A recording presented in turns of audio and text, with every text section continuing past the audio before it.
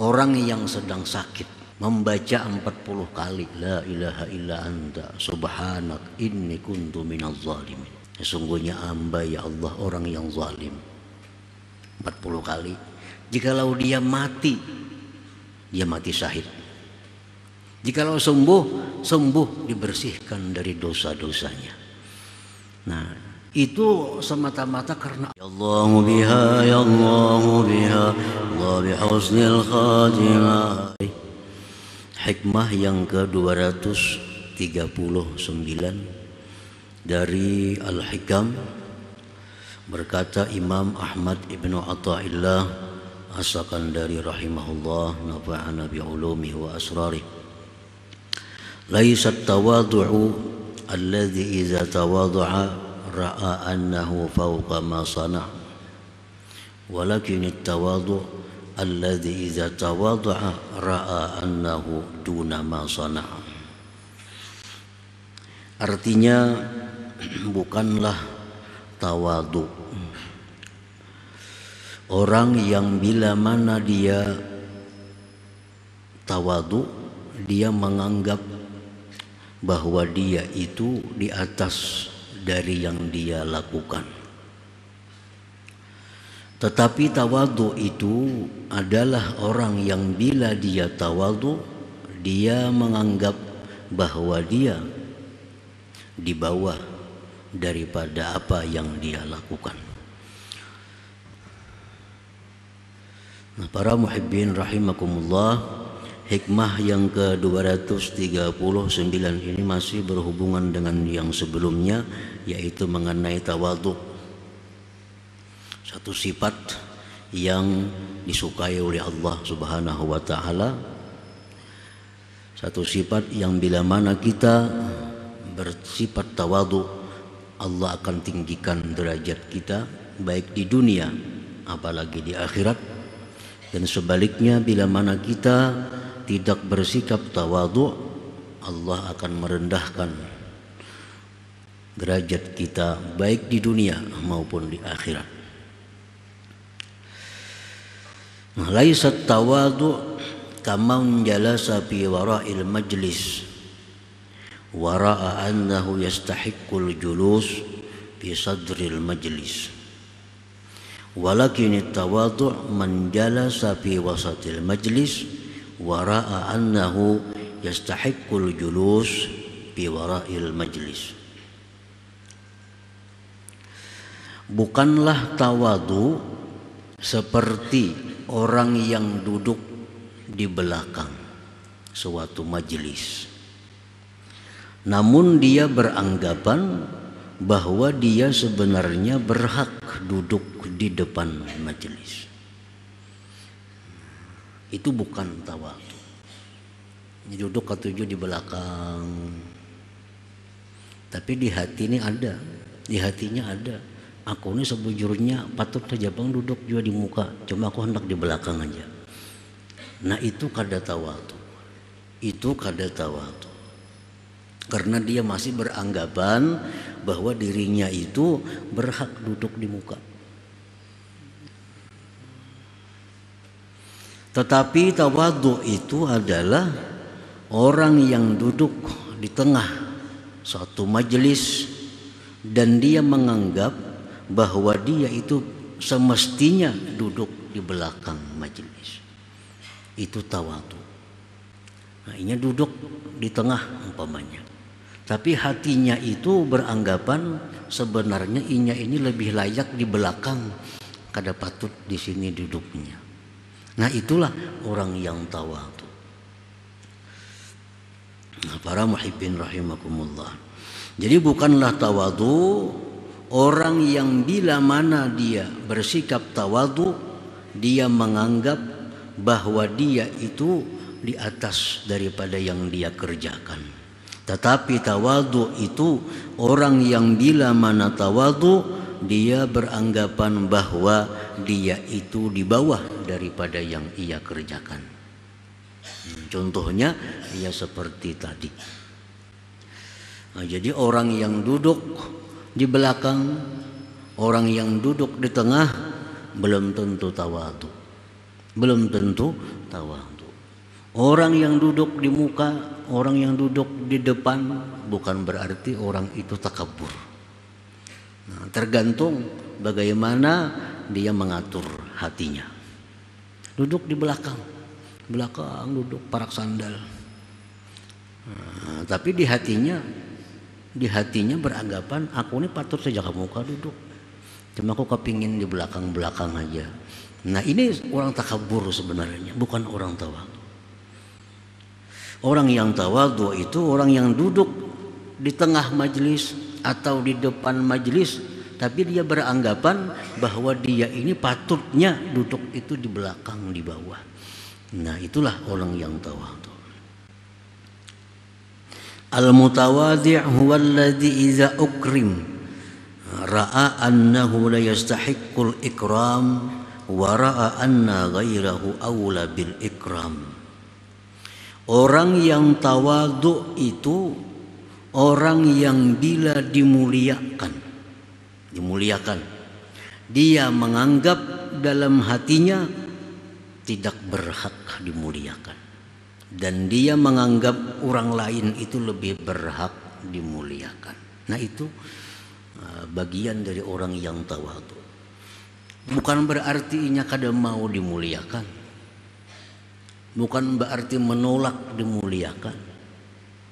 Dia mau dimuliakan orang untuk menyenangkan hati yang memuliakannya, tetapi dalam dirinya beranggapan sebenarnya inya ini kada berhak untuk dimuliakan. Banyak yang lain yang lebih berhak dimuliakan daripada dirinya. Nah, itu orang yang tawadhu. Inya mau dimuliakan karena menyenangkan hati yang memuliakannya, menyenangkan hati yang memuliakannya, mau dimuliakan walaupun hatinya berkata aku ini sepatutnya kada berhak dimuliakan, masih banyak yang lain yang berhak dimuliakan. Nah, itu adalah bagian daripada tawadhu.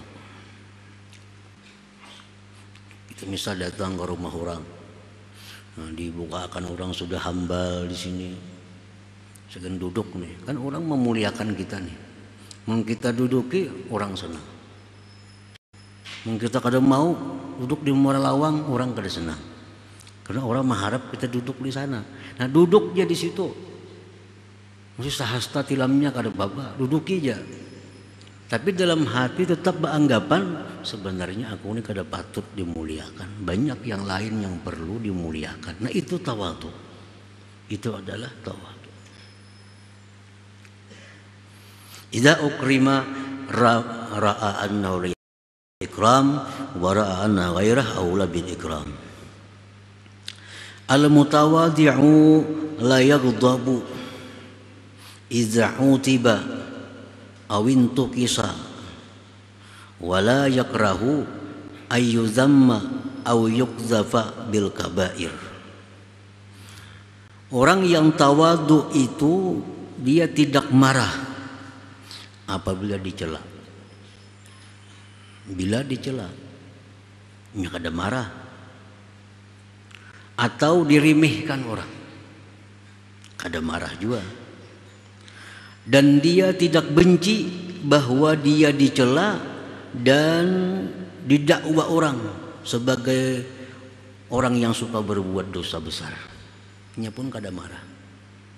Padahal orang sombong lah, padahal orang itulah, padahal orang suka berbuat dosa besar lah, inya kada marah.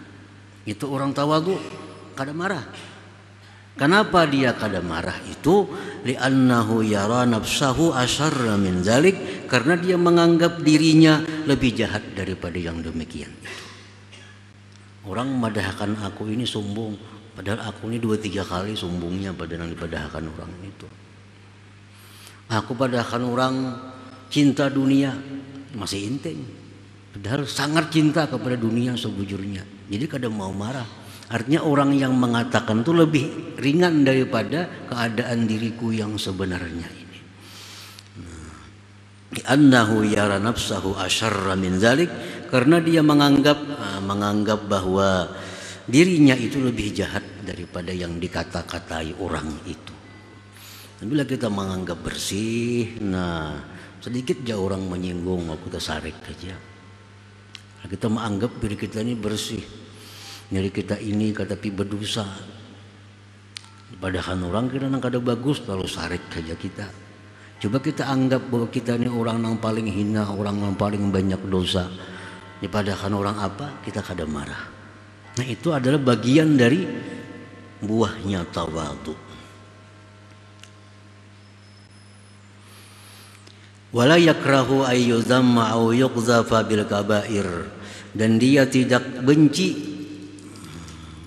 dicela dikatakan orang berbuat dosa besar. Kada benci,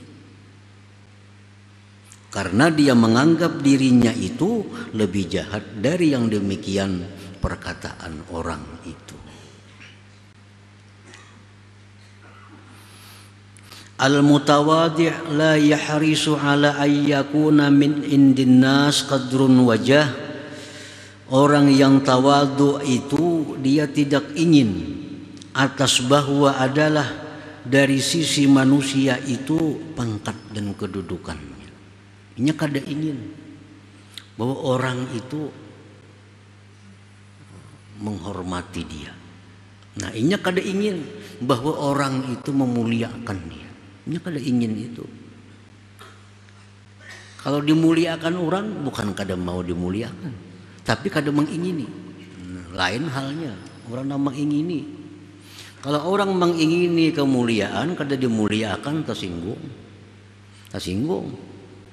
Tapi kalau orang kada menghendaki dimuliakan, nah amun dimuliakan orang kada jadi soal. Kada dimuliakan orang pun karena kada dikehendaki. Nah orang yang tawadhu itu orang yang tidak menghendaki pemberian kehormatan kemuliaan daripada manusia ini. Li'annahu yara nafsah la yastahiqqu dzalik, karena dia menganggap dirinya itu kada berhak untuk dimuliakan tadi, untuk dihormati tadi. Nah, para muhibbin rahimakumullah, itu bagian-bagian daripada faidahnya, keuntungannya tawadhu tadi. Al-mutawaddi' huwa alladhi yara anna an-nas makhdu'un bima yazunnuna fihi min as-salah wat taqwa. Walau la man'u syar'i izhara 'uyubi nafsihi la azharaha lin-nas min su'i batinihi wa taqsirihi fi haqqillahi ta'ala. Orang yang tawadhu itu orang yang menganggap bahwa manusia itu tertipu dengan sangkaan mereka tentang kesalihanku dan ketakwaanku. Orang tawadhu itu orang yang menganggap bahwa orang lain tertipu. Melihat aku ini pina salih kelihatannya, pina takwa, tertipu mereka itu.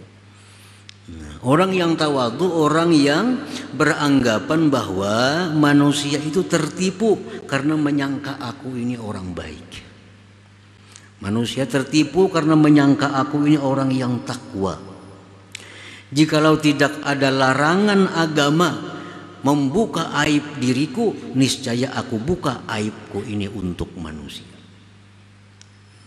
Daripada jahatnya hatiku dan taksirnya pada hak Allah Subhanahu wa ta'ala.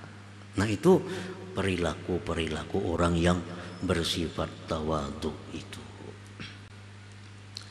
Kalau ada orang menganggapnya takwa, menganggapnya salih, dalam hatinya nih orang tertipu, benar aja. Tertipu. Nyakanya boleh membuka aibnya, aku buka aibku. Nah, supaya ini jangan tertipu lagi. Nah, jadi akhlak mutawadhi'in, orang-orang tawadhu. Qala Abu Yunus bin Ubaidillah wa qadina salafa min Arafat lam asyukku bir rahmah laula anni kuntu bihim. Ujar Abu Yunus begitu beliau pulang dari Arafat, padang Arafah. Begitu pulang dari padang Arafah, berhaji. Nah, pulang dari Arafah beliau berkata, aku tidak ragu-ragu bahwa orang-orang yang di padang Arafah itu semua dapat rahmat andai kata aku tidak ada di sana. Aku yakin orang yang di padang Arafah itu dapat rahmat Allah andai kata aku ada di sana. Nah, berhubung aku ada di situ, aku jadi ragu. Apakah Allah memberi rahmat kepada mereka karena aku berada di tengah-tengah mereka itu. Nah, ini contoh tawadhu'nya mereka, menganggap dirinya lebih hina daripada orang yang hina, lebih jahat daripada orang yang jahat. Para muhibbin rahimakumullah, Nabi Yunus alaihissalatu wassalam berkata, la ilaha illa anta subhanak inni kuntu minaz zalimin. Nabi Yunus mengakui, la ilaha illa anta, tiada Tuhan selain engkau, subhanaka, maha suci engkau ya Allah, inni kuntu minaz zalimin, bahwasanya aku sesungguhnya termasuk orang yang zalim. Nabi ini, Nabi Yunus, beliau menganggap diri sidin itu orang yang zalim. Padahal sidin cuma satu kali berbuat hal yang tidak patut, yaitu meninggalkan kampung tanpa seizin Allah Subhanahu wa ta'ala. Itu aja. Beliau merasa bahwa beliau sudah masuk dalam golongan orang-orang yang zalim. Namun kita padahal orang zalim bisa sarik, padahal hari-hari maksiat, hari-hari berbuat dosa, hari-hari sombong, padahal orang zalim habang muha. Nabi Yunus seorang nabiullah yang mana beliau ini adalah seorang yang terpelihara dari dosa, cuma berbuat hal yang tidak wajar. Beliau menganggap diri sidin itu orang yang zalim. La ilaha illa anta subhanak inni kuntu minaz zalimin. Dan Allah menyelamatkan Nabi Yunus ini berkat pengakuan sidin sebagai orang zalim itu. Allah suka kalau kita mengaku, ya Allah hamba ini orang zalim, ya Allah hamba ini orang fasik. Tuhan ketujuh. Daripada mengaku, ya Allah hamba banyak berbuat taat kepada engkau, Tuhan kada ketujuh kayak itu. Tuhan kada ketujuh. Mungkin kita merasa bahwa ya Allah hamba banyak berzikir kepada engkau, hamba banyak bersedekah, Tuhan kada ketujuh. Tuhan itu ketujuhnya bahwa kita merasa diri kita ini orang yang zalim, kita orang yang hina, kita orang yang banyak dosa. Itu yang disukai Allah daripada diri kita ini, pengakuan-pengakuan semacam itu. Jadi Nabi kita sallallahu alaihi wasallam bersabda, ujar Nabi, lam yad'u biha muslimun rabbah fi syai'in qad illa istajabalah. Tidak berdoa dengan doa Nabi Yunus itu oleh seseorang muslim melainkan Allah kabulkan doanya. Doa Nabi Yunus, la ilaha illa anta subhanaka inni kuntu minaz zalimin. Tidak berdoa seseorang dengan doa itu melainkan Allah kabulkan hajatnya. Contohnya misal, kita sebelum berdoa baca dulu la ilaha illa anta subhanaka inni kuntu minaz zalimin. Baca beberapa kali, arti pahami bujur-bujur la ilaha illa anta subhanak inni kuntu minaz zalimin. Berdoa kepada Allah habis itu. Nah, boleh juga dijadikan tawassul, Allahumma inni as'aluka bila ilaha illa anta subhanaka inni kuntu minaz zalimin an taqdiya hajati, umpamanya. Ya Allah, hamba minta kepada engkau dengan berkat la ilaha illa anta subhanaka inni kuntu minaz zalimin, maka tunaikanlah hajatku ini. Nah, tidak berdoa dengan doa Nabi Yunus itu oleh seseorang muslim melainkan Allah perkenankan baginya. Nah, karena Allah menyukai kalau kita mengaku zalim, Allah suka. Karena kalau kita mengaku zalim, berarti kita ada harapan baik. Ada harapan mau bertobat. Ada harapan mau minta ampun. Nah, kalau kita merasa baik pada hulu, kada mau lagi bertobat. Padahal saling banyakkan salahnya, saling banyakkan dosanya. Cuma karena merasa bersih, lalu kada mau lagi tobat. Nah, bila kita merasa zalim, kita merasa orang yang fasik, orang yang banyak dosa, itu ada harapan bisa bertobat kepada Allah Subhanahu wa taala. Nah, para muhibbin rahimakumullah, di dalam sebuah hadis lagi disebutkan, man da'a biha bi maradih arba'ina marrah pamata bi maradihi dzalik utiya ajra syahid wa in bara'a wa qad ghufira lahu jami'u dzunubi. Orang yang sedang sakit garing membaca 40 kali la ilaha illa anta subhanak inni kuntu minaz zalimin. Sesungguhnya hamba ya Allah orang yang zalim. 40 kali. Jikalau dia mati syahid. Jikalau sembuh dibersihkan dari dosa-dosanya. Nah, itu semata-mata karena Allah cinta kita mengakui sebagai orang yang zalim. Pengakuan orang yang zalim itu sangat disukai oleh Allah Subhanahu wa taala.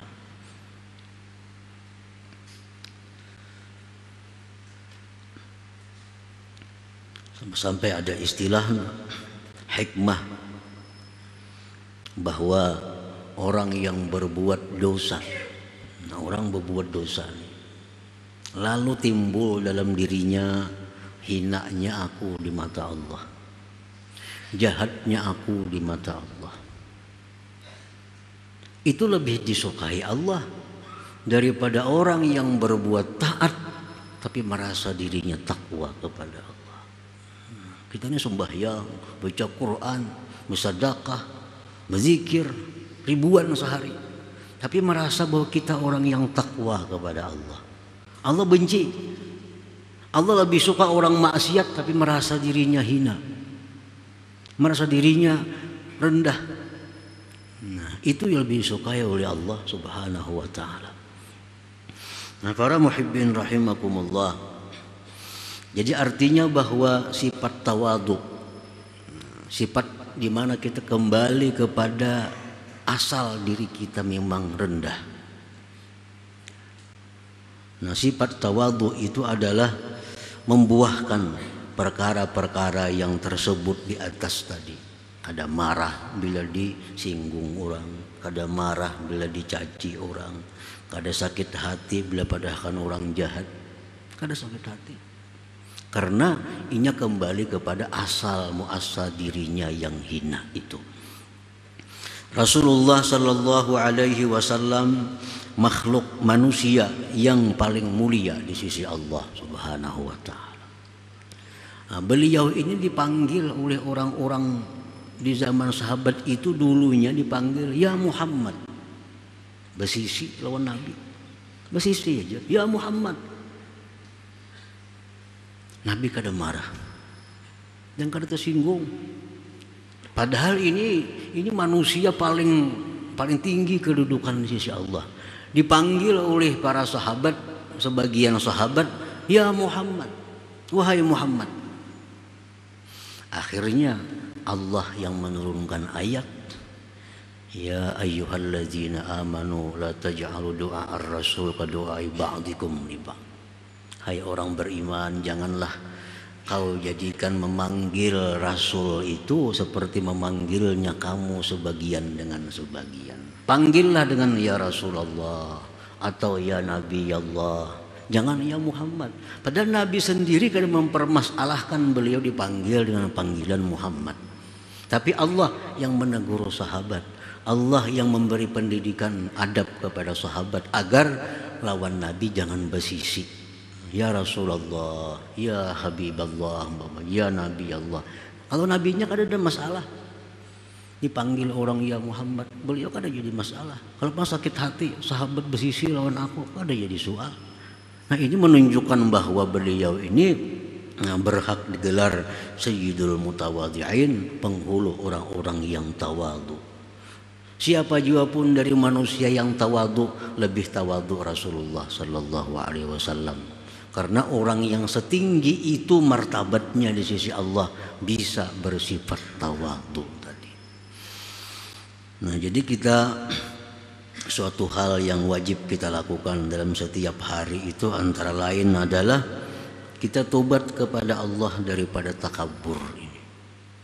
Karena kita mau kada mau mesti mengakui bahwa kita ini ada sombong. Dan itu kalau kita kada minta ampun, kada diampuni Allah karena dosa besar.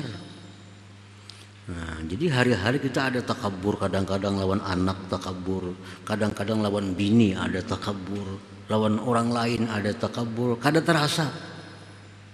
Kada terasa. Nah, itu yang mesti kita tobat kepada Allah setiap hari. Itu mesti kita minta ampun kepada Allah karena kita mengambil sifatnya, mengambil sifat Allah.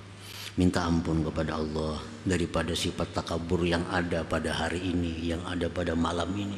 Isuk kena kayak itu pulang minta ampun kepada Allah daripada takabur ini, supaya kita mati jangan ada membawa sedikit pun takabur di dalam hati kita. Nah, tujuannya itu. Kenapa kita mesti tobat setiap hari kepada Allah dari takabur ini? Supaya mati jangan membawa takabur. Karena pasti kalau kita takabur, kita akan dimasukkan Allah ke dalam neraka. Na'udzubillah min zalik. Nah, selanjutnya hikmah yang 240. Alhamdulillah Nabi sallallahu alaihi wasallam al-Fatihah.